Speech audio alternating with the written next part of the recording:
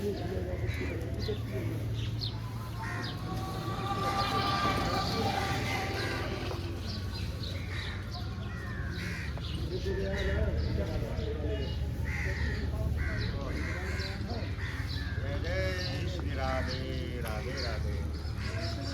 नमस्कार, राधे राधे। वैदिक कल्चर में आपका स्वागत है। आज आपको ब्रज धाम की यात्रा के अंतर्गत लेकर आए हैं श्री धाम वृंदावन में चीर घाट, जिसे कहते हैं। जिस स्थान पर हम खड़े हैं उस स्थान को कहते हैं चीर घाट।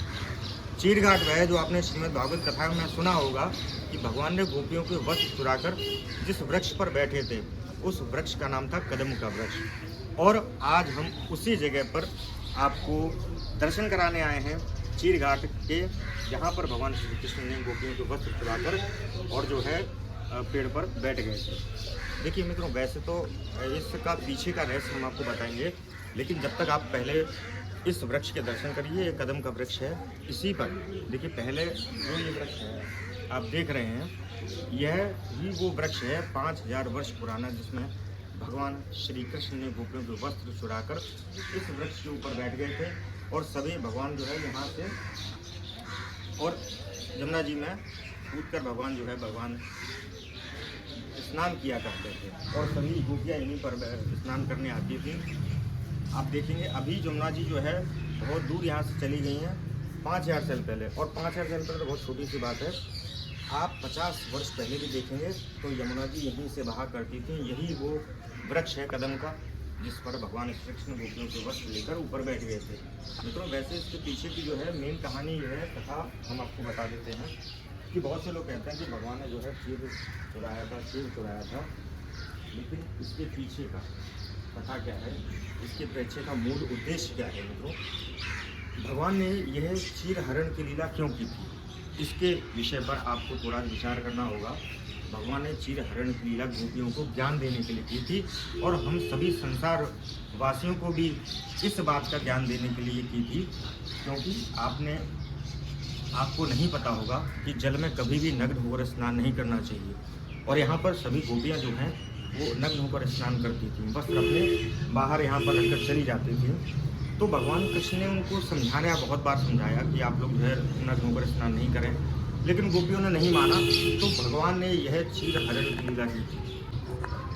तो इस लीला को, और बहुत से लोग कहते हैं कि भगवान ने जो है ये काम लीला थी, भगवान ऐसे कैसे किसी के वस्त्र को ले जा सकते हैं।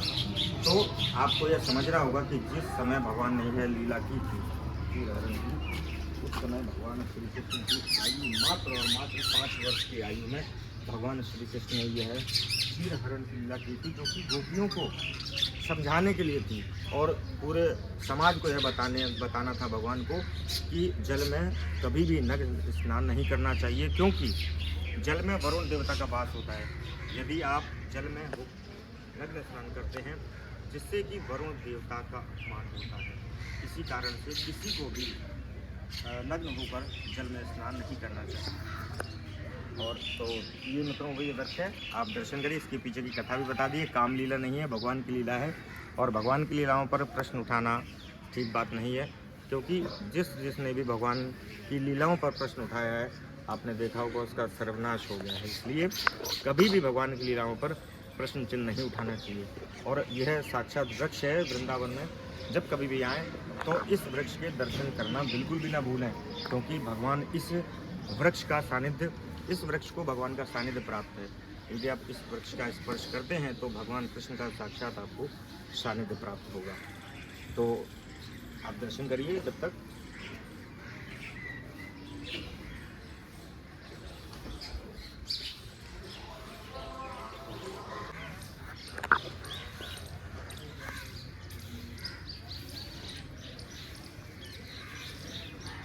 यहाँ तक यमुना पहले थी, लेकिन समय के साथ में यह जो है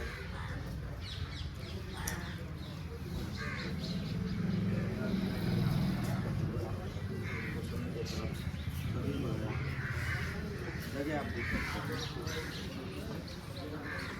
इतनी ऊँची ये है, जिसको हम छतरी कहते हैं। ये छतरी किसी भी भवन के ऊपर में बनाई जाती थी, और यह छतरी आज बची है। इसका मतलब नीचे 2-3 मंदिर और मकान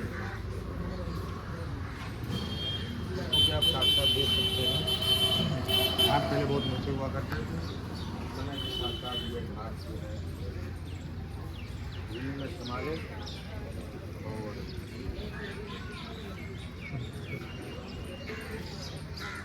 तो आइए आपको यमुना में के दर्शन भी करा देते हैं।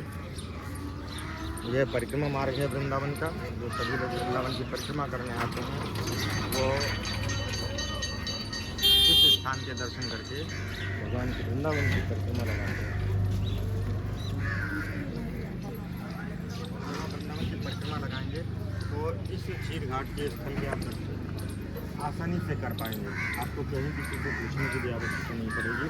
और क्षीर घाट आएंगे तो यहाँ पर जब आप वृंदावन की परिक्रमा लगाएंगे तो इस क्षीर घाट के दर्शन आप कर सकते हैं। बोले जमुना मैया की जय। दीपक ला लो जमुना मैया के लिए। राधा राधा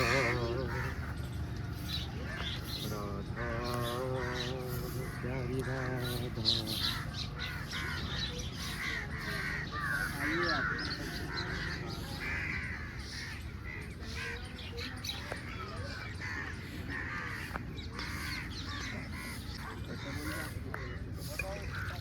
ओम पवित्र पवित्र सर्वसंगतोपि स्मृत पुंडरीकाक्षं सावाभ्यंतर शुचि। ओम पुंडरीकाक्ष पुनातु पुंडरीकाक्ष पुनातु ओम पुंडरीकाक्ष पुनातु। बोले जमुना मैया की जय। मित्रों, कहा जाता है यमुना यमदूतन तारक है, भव तारक है श्री राधिका रानी। हम सभी आज वृंदावन में यमुना मैया के दर्शन कर रहे हैं। और कहा जाता है कि यमुना, यदि आप यमुना स्नान करते हैं और यमुना का सानिध्य प्राप्त करते हैं, यमुना का दर्शन करते हैं, तो आपको जो है कभी भी यमराज लेने नहीं आ सकते हैं। क्योंकि यमुना जो है वो यमराज की बहन है। इसलिए जब भी वृंदावन आए तो यमुना स्नान और यमुना जल स्पर्श करना बिल्कुल भी ना भूलें। क्योंकि यमुना यमदूतन टारत है। यमुना जो है यमदूतों को टारती है। मतलब यदि आप यमुना स्नान करते हैं और इसका आचमन करते हैं तो आपके पास कभी भी यमराज अपने दूतों को नहीं भेजते हैं। और भवतारत है श्री राधिका रानी। इस संसार रूपी भव से श्री राधा रानी हमारी तारती हैं। इसलिए कहा जाता है यमुना यमदूतन तारक है, भव तारक है श्री राधिका रानी। जय हो राधे राधे। और यह आप दर्शन कर रहे हैं, ये यमुना जी है। और जो सामने आप देख रहे हैं गोल गोल मंदिर जैसा, इसको कहते हैं केसी घाट। यह वृंदावन का सबसे प्रसिद्ध घाट है। आज के लिए बस इतना ही। कल किसी नई जगह पर और ब्रज में, पूरे ब्रज क्षेत्र में इतने दार्शनिक स्थल हैं जहाँ पर दर्शन करके भगवान ने, जहाँ पूरे ब्रज में सैकड़ों लीलाएं की हैं। तो यह पूरा ब्रज जो है भगवान कृष्ण की लीला स्थली माना जाता है। तो इस ब्रज दर्शन के इस क्रम को आगे बढ़ाएंगे। अगली बार आपको भगवान कृष्ण की लीलाओं के नए नए दर्शन कराएंगे। तो आज के लिए बस इतना ही। आप लोग दर्शन करिए उस घाट से भगवान कृष्ण का लीलाओं का दिव्य आनंद लीजिए। राधे राधे।